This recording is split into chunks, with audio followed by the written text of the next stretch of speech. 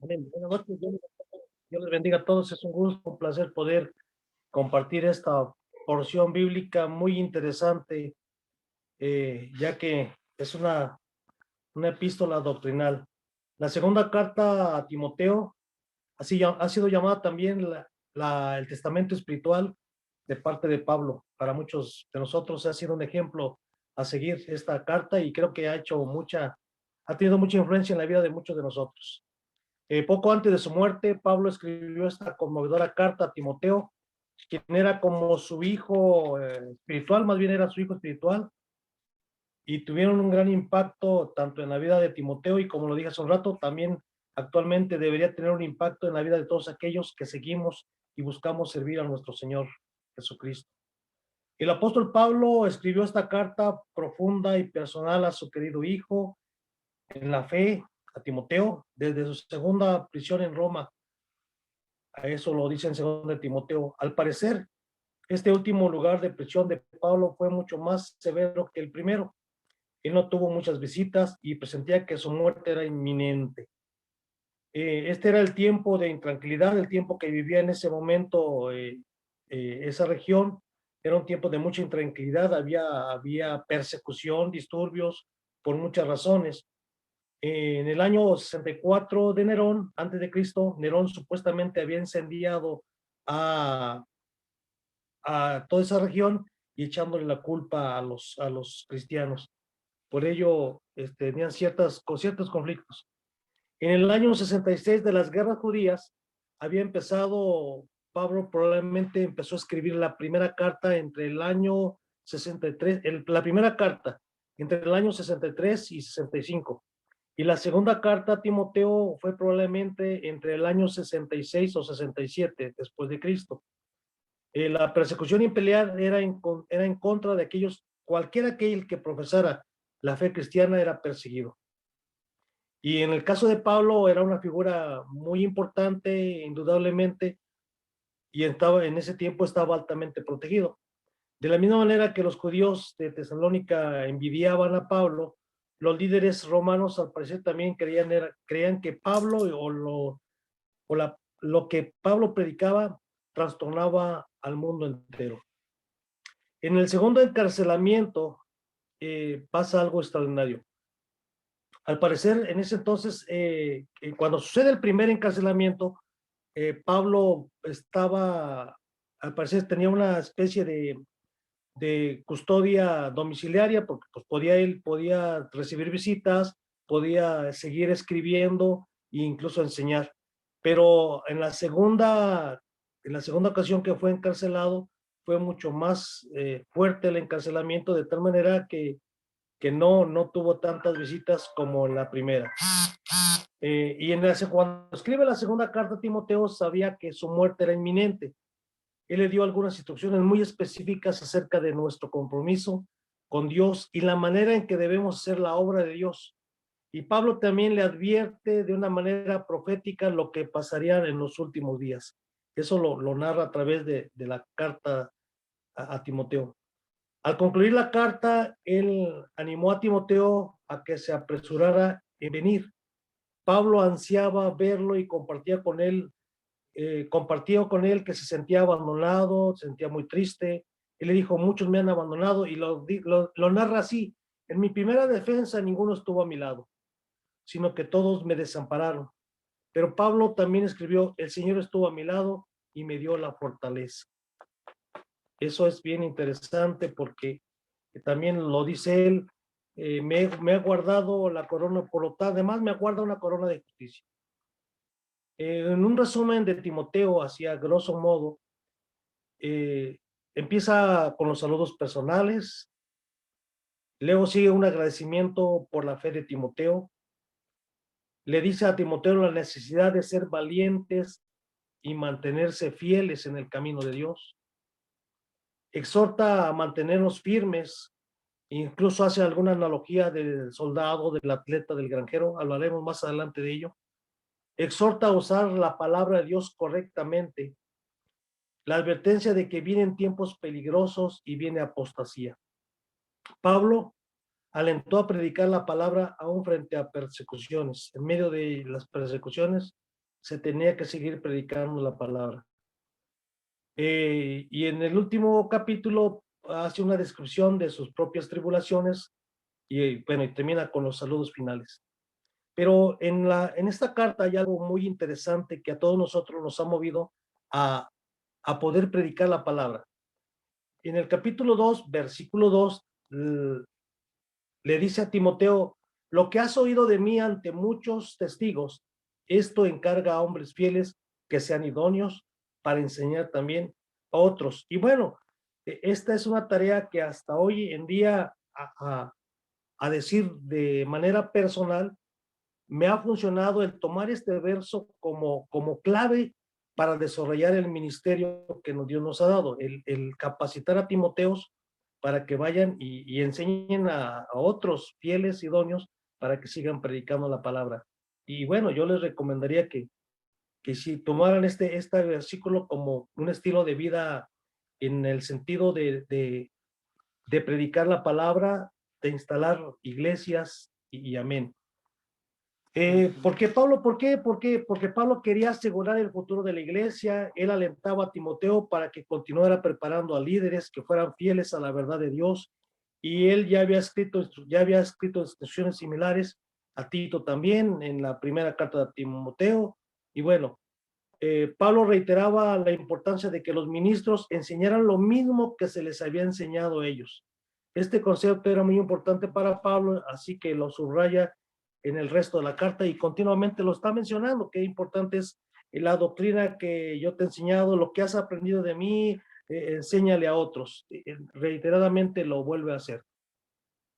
Cuando leemos algunos de los principios de Pablo, que Pablo le enseña a Timoteo, podríamos pensar que esas enseñanzas son exclusivas para los ministros, para aquellos que desempeñan alguna función dentro del ministerio o dentro de la iglesia. Pero no, muchos de estos principios se aplican a todos. De hecho, en el capítulo 2, Pablo hizo una analogía de 6 profesiones diferentes que podían ayudar a Timoteo. Yo hablaba de esas profecías, de esas profesiones. Una de ellas es: un soldado sufre dificultades y está dispuesto a dar su propia vida. En el verso 3, capítulo 2. El atleta entrena arduamente porque desea ganar. El granjero tiene que trabajar duro y ser paciente. Un trabajador en cualquier línea de trabajo tiene que trabajar diligentemente. Y aquí vemos algunas palabras que bueno, él las cita como ejemplos, yo decía como una analogía de cómo un soldado sufre dificultades, penalidades, pero está dispuesto a dar la vida. Así también nosotros deberíamos estar dispuestos a sufrir penalidades por llevar la palabra, por compartir el mensaje a otros más. El atleta entrena arduamente y desea ganar. Nosotros debería ser un estilo de vida el querer ganar almas, en este sentido, almas, siempre estar buscando la manera de poder agradar a Dios en la búsqueda constante de predicar la palabra. El granjero que tiene trabajo duro y es paciente, él espera pacientemente la cosecha y lo hemos aprendido en muchas ocasiones que algunos siembran, otros cosechan, otros riegan, pero esa es parte del argot de cualquier cristiano. Entonces, amén por aquellos evangelistas, por aquellos misioneros que van y siembran la palabra y pues también por aquellos que le darán seguimiento a esa palabra sembrada. En 2 Timoteo, en el capítulo 2, verso 21, Pablo se dirige a algunos. Cada uno de nosotros debe hacer a que cada uno de nosotros debería hacer o debe hacer nuestra parte. Y que tenemos que ser instrumento de honra. Todos los que son parte del cuerpo de Cristo deben ser diligentes, tener de nuevo y estar dispuestos a servirle al Señor. Eso indudablemente es una tarea para todos los que estamos presentes en esta noche. También en la segunda carta del apóstol Pablo a Timoteo hay una profecía que tristemente se está convirtiendo en realidad. Esa profecía está en el capítulo 3. Pablo da una lista de 19 actitudes que son características del tiempo del fin, que van a llevar a tiempos peligrosos y difíciles para todos. En el versículo 5 claramente advierte a todos alejarse de esas personas que muestran esas características. En 2 Timoteo, capítulo 3, verso del 1 al 5, dice así: también debes saber esto, que en los postreros días vendrán tiempos peligrosos, porque habrá hombres amadores de sí mismos, ávaros, vanagloriosos, soberbios, blasfemos, desobedientes a los padres, ingratos, impíos, sin afecto natural, implacables, calumniadores, intemperantes, crueles, aborrecedores de lo bueno, traidores, impetuosos, infatuos, amadores de los deleites más que de Dios, que tendrán apariencia de piedad, pero negarán la eficiencia de ella. A estos evita, de estos aléjate. Entonces, que esto es un boom en la carta del apóstol Pablo, porque hasta hoy hemos considerado las epístolas de Pablo como doctrina de la vida cristiana. ¿Y qué más? Por eso yo decía que esta enseñanza se aplica no solamente para los ministros, sino es para todo aquel que profesa la vida cristiana. Todo lo que narra en estos puntos, pues actualmente se está cumpliendo, ¿no? Hay engañadores, hijos que no respetan a sus padres, que no los honran, y bueno, etcétera, etcétera. Timoteo conocía a Pablo desde su juventud. Pablo era un padre espiritual para él. Ya ayer mencionaba la pastora Lili de dónde había sacado sus enseñanzas Timoteo, de la mamá y de la abuelita, ¿no? Cuando Pablo habla de una manera personal, le dice a Timoteo: esto te lo digo a ti. Ayer mencionaba la hermana que nadie tenga en poco tu juventud, tienes que ser ejemplo, etcétera, etcétera. Pero se dirigía directamente a la vida de Timoteo porque veía en él alguna situación que podía, por la misma de su juventud, podía caer en tentación. En el capítulo 4, va concluyendo, va cerrando el mensaje. Pablo empieza con 11 palabras muy poderosas. Te encarezco delante de Dios y del Señor Jesucristo. Te solicito, te pido, o sea, le está diciendo, te encarezco, es una súplica que le hace Pablo a Timoteo. Te encarezco delante, pongo como testigo a Dios y al Señor Jesucristo. Y él, bueno, y le empieza a decir algunas situaciones que le está pidiendo: ten mucho cuidado. ¿Cuántas veces nosotros le decimos a la iglesia: te encarezco, te pido que ores, te pido que hagas esto, hazlo porque, bueno, te conviene?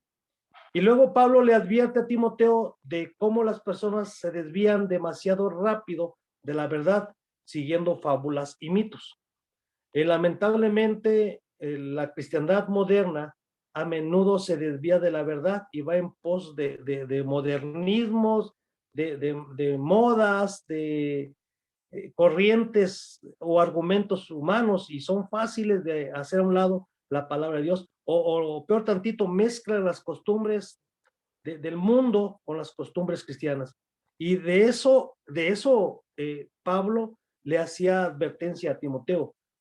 Y le decía: el apóstol Juan también nos recuerda que la verdad que permanece en nosotros y estará siempre con nosotros.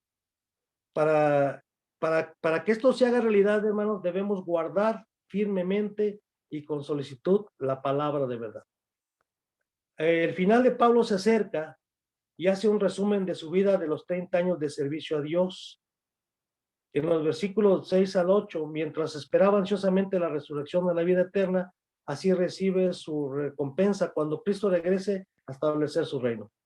Él señala específicamente a Onesíforo, un miembro de la iglesia de Éfeso que fue apoyó mucho a Pablo, le amaba mucho Pablo a este varón, porque siempre estuvo con él, siempre lo estuvo acompañando y siempre estuvo cuidando de él. Pablo le hace a Timoteo un encargo especial. Los voy a reducir a 4 puntos específicos acerca del evangelio. Número 1, que resguarde y proteja el evangelio, porque es de mucho valor. O sea, le encarga esto, encarecidamente se lo pide, que resguarde y proteja el evangelio. Nosotros sabemos que eso es poder de Dios. Número 2, que hay que sufrir a causa del evangelio. Porque el evangelio sabemos que es una piedra de tropiezo para los orgullosos, para los vanidosos, etcétera, etcétera, para aquellos que van en contra de la verdad de Dios, que hay que sufrir a causa del evangelio.